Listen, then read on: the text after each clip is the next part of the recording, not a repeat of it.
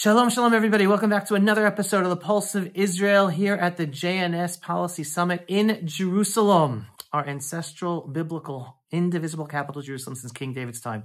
I am with a man I looked up to for so many years and feel so blessed to know personally and call a friend, author, investigative journalist. Any other titles I should throw in? Historian, Mr. Edwin Black. Shalom, good to be here. And again, anyone who has not, if there's one book that you have not yet read in your life, IBM and the Holocaust. That blew my mind as a kid when I read it. Blew my mind. Anyway, Mr. Edwin Black, everybody. So a few years ago, you were here in Israel, and we had the opportunity to talk, different Pulse of Israel episode, and hoping and talking about the future if and when President Trump returns to office for the benefit of Israel, America, the whole freedom-loving world. We are here. Trump is back as president. Love to hear your headline thoughts about how you think the direction is going in terms of policy regarding Israel and the freedom-loving worlds at all, considering all of the conflicts and potential conflicts that are just waiting to boil over. Well, we'll step back to in between when we spoke last and when Trump was elected. And I would say we came this close to losing America and for American Jewry to be dispossessed. In fact, on my show, the Edwin Black Show, I had this whole series called Crystal Nut 2.0 and even Second Holocaust. I firmly believe, and my experts believed, these are names that you know who have appeared with me, people who are here today, that if Biden was reelected at the head of what is fundamentally an anti-Jewish, anti-Israel, anti-Semitic party, the Democratic Party, even though it still has a minority of remnants of the old Democratic Party who care and love for Israel, the party is now dominated by Jew hatred, Israel hatred, and anti-Semitism, that we were that close to getting there. Then Trump was elected. Now, what have we seen in the first 100 days? We're slightly more than 100 days out now as we are speaking. But we saw that within the first week or two, there was a promise to fight anti-Semitism, and this promise has been delivered on. In other words, for the first time in recorded history, and we don't have to stop at World War I. We can go all the way back through the ages. A leader has actually condemned and worked against and fought against anti-Semitism, not with press releases and proclamations, but actual muscle and tochas hantish. And so what he has done is he's appointed a fierce civil rights litigator called Leo Terrell. He has a whole of government approach. They are deporting people. They are defunding universities. They're taking multi-billion-dollar actions against the universities. They are rooting out DEI and wokeness from the government, which has in its constituency and in its makeup an inherent anti-Israel fabric, as you well know, and he's doing this hour by hour and day by day.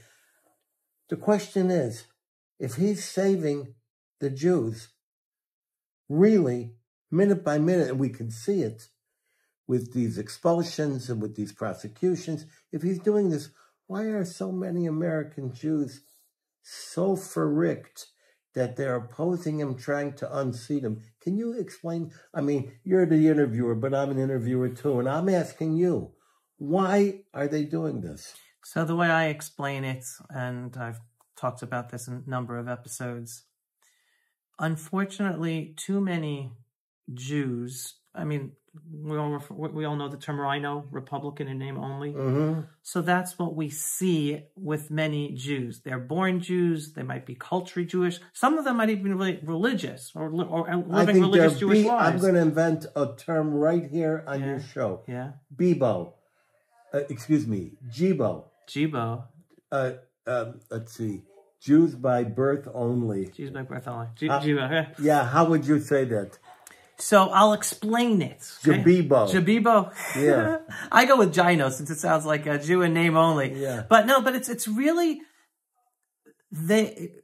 too many Jews have internalized the Democratic Party platform as their religion, thinking that it's Judaism, thinking that it's Jewish values. They've convinced themselves the platform of the Democratic Party are Jewish values, and it's like a frog in a boiling pot. The more insane the Democratic policies become, they just continue to go down that path and accept them as, oh yeah, well, this is humanism, this is caring, this is tolerance, regardless that it's all based on an inherent hatred of an other, meaning the Jew, inherent hypocrisy and double standard towards the state of Israel. They explain it all because it all sounds nice to their progressive, really regressive mindset. So they've changed their identity from being Jewish to being democratic-ish, but they still call themselves Jews. So this is their golden calf? That's their goal, yeah. This is their golden calf. And they say it in the name of Jewish values, thinking that it's all about their Jewish. They only think that way and act that way because they're Jews. But yeah, because it's their golden calf. It's very, very self-destructive. Totally self-destructive. And they think they're going to be the last to get on the train. Is that it? No, they don't think there's going to be a train. Right. They don't understand that the neo-Marxist partnership with Islam that they've partnered with in the name of humanity and human values and yada, yada, yada, progressive, really regressive stuff, are out to get them just as much as the Jews that they disagree with because we're proud Jews and we live in Israel and we stand out proudly. I'm thinking that Queers for Palestine has its analog in our community as Truth for Palestine. Yeah, 100%. Because except for these sheltered, youthful idiots at Naturi Karta, none of these Jews are going to be welcome. In fact, we already know that on October 7th, it was the most enlightened, most progressive, most peace-bound, most peace-loving, most bridge-building Jews that were sacrificed first. Yeah, 100%. And even if someone, anyone who analyzes the Jewish state of Israel today, there's no other state in the world that more aligns with a true liberal mindset. That's right. And yet we then become the most hated, and all of their projection of the values that they despise, they project on us, even though we're the ones. And again, I'm talking as someone, I'm all for live and let live. And if someone, in Israel, you can be gay and you have all the legal rights in the world. I don't have a problem with that at all. I obviously don't want policy to be directed in that direction. They're forcing our children to have to study it and have to learn these things in school and like what's going on in public schools in America. But that they're turning on us, the country where you can be, again, I like to say this.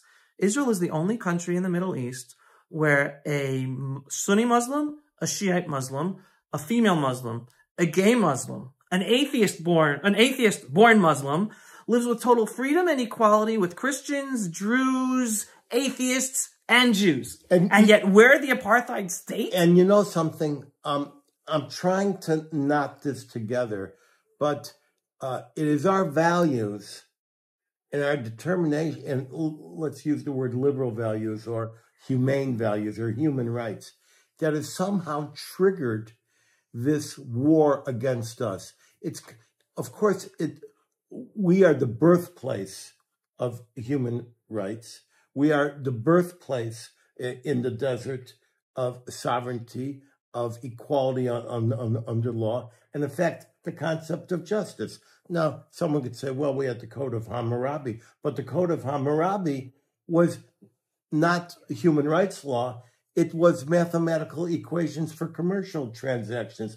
There are at least a dozen, if not 2 dozen, rules or codes for how to beat your slave and how much money you'll be paid if you kill or hurt somebody's slave. So law, justice, equality, rights, morality was born in the desert. We are the carriers of this. Right. We were the first ones with the concept of a nation state, of sovereignty. And they didn't catch up to us until the 17th century in the Peace of Westphalia, when they finally said, let's develop this thing called sovereignty. What's your next question? So first of all, we can go on for hours just on this. I know, that's the problem. Right. So, but I'm going to take you back to your point. Okay, what you were talking about in terms of Trump being the first president to actually implement his promise of taking care of, right, going after the Jew-hating infrastructure in America. It's not a press release. It's not a proclamation. He's doing it every hour. But now I'm going to challenge you on that principle. I was not here last night to hear Prime Minister Benjamin Netanyahu when he spoke. I actually had to run out to buy a talit together with my son, who's getting married in 2.5 weeks. So that was more important to me than listening to the Prime Minister. But I heard one of the things he said in that talk was now I lost my train of thought. I was going to... ready for it? Yeah, let it out. I'll never know. One of the things that the Prime Minister Netanyahu said, which I never heard him say before, is that there is a concerted effort to turn voices within the conservative right in America against Israel. Right. Okay? And I was floored to hear that he said that. And why am I saying this? Because I don't know whether he's referring to Qatar or he's not referring to Qatar, but I think you know as well as I that Qatar is pouring hundreds of billions, if not trillions of dollars, both into American universities, into American politicians on both sides of the aisle, both on the federal level, and on the state level. And into our community. And into Jewish community? Oh, yes. All right, that I don't even know about. Well, because I haven't published my investigation, but go ahead. Wow, that's gonna be big. I'm waiting for you to get back in the picture. I'm back. I don't know if, and again, Netanyahu himself did not say Qatar. I'm saying Qatar. I don't know if he's told President Trump Qatar. I don't know if President Trump knows Qatar is a problem. But until we as if our leadership and us people stand up and call out the absolute evil and enemy state of Qatar that is not just developing this Jew hatred and anti-Israel sentiments across America, but it's also about destroying America from within. So what's your question? So my question is, what is going on in America with this concerted efforts to turn American conservatives against Israel and against Jews? All right. Leaving Qatar out for a second, because Qatar is being exposed page by page, and very soon the book is going to be wide open. Your book, or the book in general? The book of the world, because Qatar is being exposed. But for right now, they're still in a pivotal position, and when Trump and his colleagues speak with reverence about the help of Qatar and everything else. Remember, we have our biggest air base in Qatar, in the Middle East. And somehow this Qatari tribe has, where over 70% of the citizens of, the residents of Qatar are not citizens. And they're slaves. They're treated as slaves. They're fundamentally indentured or otherwise in servitude. One way or another, they're abid. They're still in a pivotal role. That air base can be replaced. It can be replaced in Abu Dhabi. It can be replaced in Somaliland, and which you probably don't even know about. No. And, well, there's a new country coming into existence. Oh, yeah. Somaliland. All right, yeah. It's next to Somalia. And an air base is being built there. And so we have lots of places. But for now, we have them. But let's go back to your other question about the right. I believe that with Tucker Carlson, it's just money in a niche. It's so stupid what these right-wing conservatives have done, suddenly going against Israel. And Candace Owens, she's flipped, not only in her not only in her her opinions, but a little bit in her mentality. She seems to be nuts right now. She might have been dissed. She might have found a niche. A lot of these people are finding a niche. But I can tell you that the main conservative world in the United States is still strongly in Israel's favor. You're seeing it so much more in Pastor Hagee and the Republican Jewish Coalition and the church groups than you'll ever see it in Tucker Carlson. And we don't need to equate cliques with plurality. Maybe 70% of those cliques are bots. So you really don't know. But there is this tendency, and part of it is in the name of isolationism, which is, as you know, isolationism is not going to work for the United States, because the United States must not be isolationist. It must assume its role at the head of world peace, because Europe has shown generation to generation that they cannot be entrusted to keep the peace or protect the peace. Well, I'll tell you what my fear is, and I'd love to hear your feedback about this. And this is, again, someone who's been talking about the deep hatred, Jew hatred, and anti-Israel sentiment from the left. I've been talking about it since beginning of Obama days, and also talking that it exists on the right, but it's been institutionalized on the left. It became basically part of the leadership of the Democratic Party platform. I personally know of politicians on Capitol Hill who get money from Qatar, and they're being less supportive for Israel today than they used to be, and been silent about Israel all of a sudden after years of being pro-Israel. Not just the Tucker Carlsons and the Candace Owens, all of a sudden Joe Rogan is playing around with his anti-Jew, anti-Israel sentiment, even though he tries to get both sides in a sense, but his own personal reactions to his own interview with Douglas Murray, in a sense, making fun of Douglas Murray and his arguments. And then I've been on Parler, I've been on Truth Social. Again, these are the Does Parler still exist? It's still, yeah, it's still, I haven't been there for months, but when I was there, a lot of Jew hatred, anti-Israel stuff. I always had people say, Avi, come back to Parler, come back to Truth Social. I'm not there because I don't have time, not because of the anti-Jew stuff. In any case, but I'm worried. I'm worried about the fight within and this is where the fight is. It's not about Israel. It's about America. It's about the traditional values between, the isolationist view that's growing. And again, I'm not an expert on J.D. Vance, but I know he's associated and potentially a leader of that camp. But again, I'm no expert on him. I wouldn't say that. You wouldn't say that? No, I wouldn't. Okay. But I know that there are some people trying to say that. But remember, a lot of what you're reading on Parler is not written by a guy in Louisiana. It's written by a person in China. It's written by a bot working out of Malaysia that has been deployed by Qatar. So we're coming into an age when we're just beginning to realize the new composition of the minerals around us and the media around us. And this includes me, old fogies like me, people who don't have social media on me.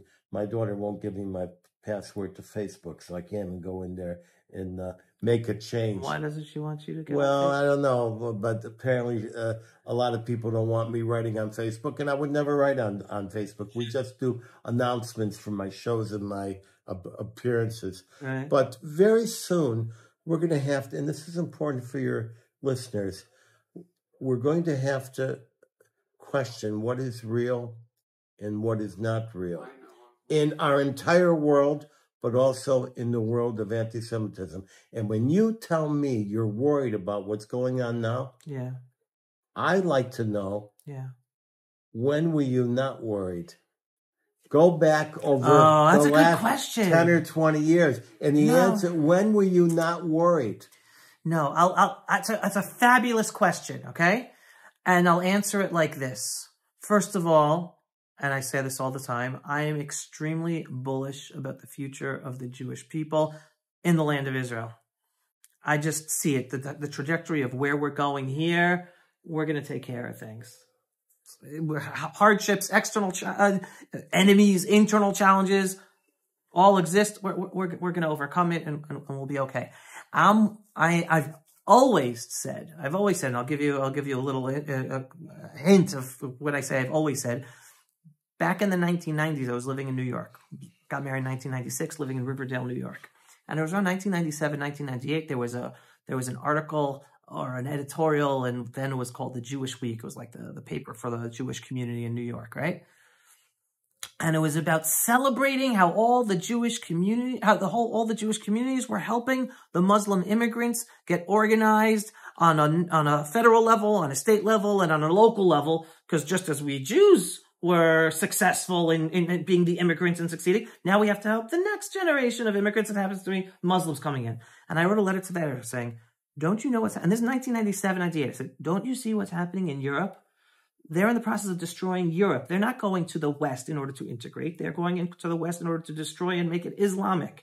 And you're celebrating that the Jewish organizations, they are burying their own grave of the future of American Jewry because we're helping those who are going to be involved in it? This is the problem. We are enlightened. By nature, we wish to repair the world, to make the world a better place. We like to help the next man.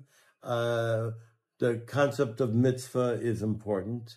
But by the same token, we need to be realistic. Right. And we need to have a big tent, but we don't invite the flamethrowers into the big tent. Not ignore evil or tolerate the intolerant. That's right. And so I think that one of the things we're talking about at this conference, the JNS conference, is the old conception, the old way of doing business, because all of that fell by the wayside at October 7th. October 7th. And that was a wake-up call for all of us. And I hope that we apply the bitter, painful, bloodied lessons of that day to bring us to a new level, a new plane, where we don't have to make excuses for ourselves. We're not willing to bargain halfway to our own peace and existence. We don't have to use words like the right of Israel to exist. Right. Have you ever heard of Jordan's right to exist? Right. Jordan was invented with a memo in 1922. They became a state in 2 years before Israel. No one ever says their right to exist. It was a fabricated state. On land that the international community promised us. That's right. Well, I call it the memo state. Right. So it was created by a memo by Winston Churchill over a bottle of whiskey one weekend in Cairo. You don't hear people say, well, France's right to exist. Right. Any of these. So we need to transcend. We need to stop apologizing for our existence. And one of my new missions is to make sure that we understand ourselves, our past, and our future, and how our past and our present will is going to be the determinant factors in our future. And we need to now not only look ahead to next week, next month, next year, we need to look ahead to the next generation. This struggle that we're struggling, listen, folks, these ideas, these fighting the anti-Semitism stuff, getting the record clear, it's a generational struggle. It won't be done on Thursday. It won't be done in 100 Thursdays. It's a generational struggle. It has taken generations to dismantle. It will take a generation to regain our standing. And during that generation, we're going to have to fight for our right. And once that's done successfully, perhaps we can win the war and have Hashalom. So there's a great segue to my next question, because here at this conference, you presided over some plenums dealing with the growing anti-Semitism. And I wanted to ask you, before I gave you my feedback for those plenums, I wanted to hear what the highlights of what you got out of being talked about there. Well, I was the chair of 3 sessions, but I wasn't just standing up there and pointing to people to speak. I shaped them. Right. And I had, even though I was on the March of the Living as the scholar in residence in Poland, the day before I got here in Krakow, in Poland, I took the time to interview each participant and find out what they were going to say, how they were going to say it, and make it distinct from the next person. So I did a great deal of idea herding and shaping. And from out of this JNS conference, we're going to have policy recommendations that will be announced very shortly, that are on paper and will be pursued. And there are too many extraordinary ones for me to go into now. I mean, I'll just name a few. And one is, we need to have a global command center to fight anti-Semitism. We have global command centers to fight missile launches. We have global command centers to fight racism and slavery and drug trafficking. We need that. We need to have a conference, a global conference on fighting anti-Semitism, but it has to be tochas on tish fighting. We need to go to the cops. There are 4 things that I have said, and these 4 things distill what people are talking about. Educate, affiliate, litigate, and legislate. And the way I say it on my show, it's the EdwinBlackShow.com. Educate, educate, educate. Affiliate, affiliate, affiliate. Litigate, litigate, litigate. And legislate, legislate, legislate. And no halfway measures. We're fighting for keeps. We're fighting to win. And I want to say something else, ladies and gentlemen. We got 3.5 years to get this done, or we're finished. So take that to heart. Thank you very much.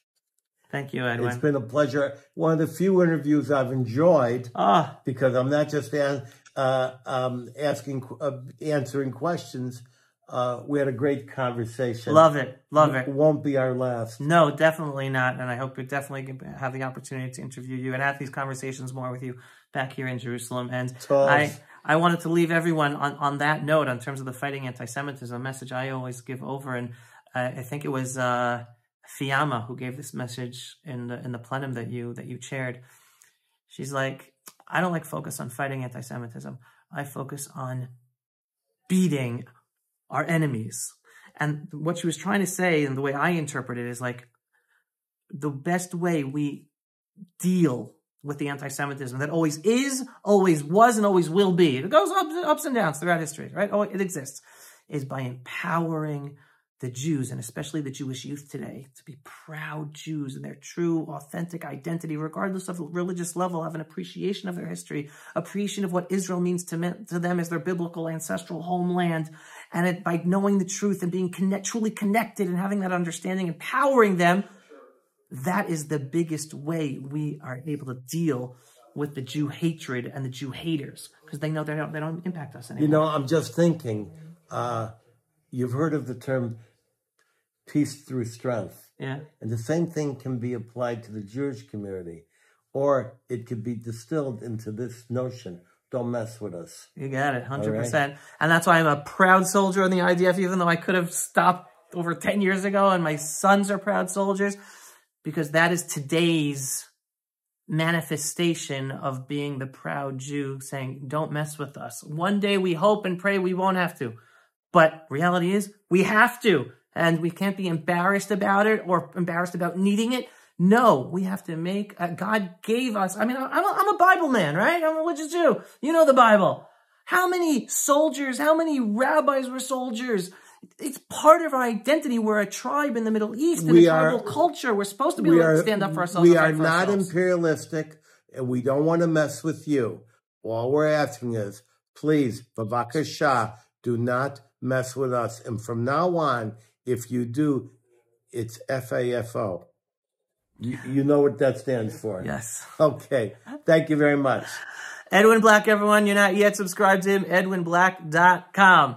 That's it. Another episode of the Pulse of Israel here in our eternal and ancestral homeland, the land of Israel, in our beautiful, biblical, indivisible capital, Jerusalem, since King David's time.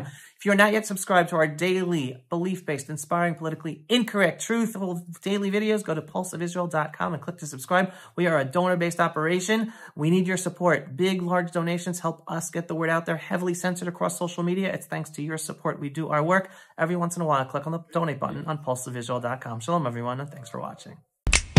Pulse of Israel, frontline videos from the Holy Land. Support our work by donating today.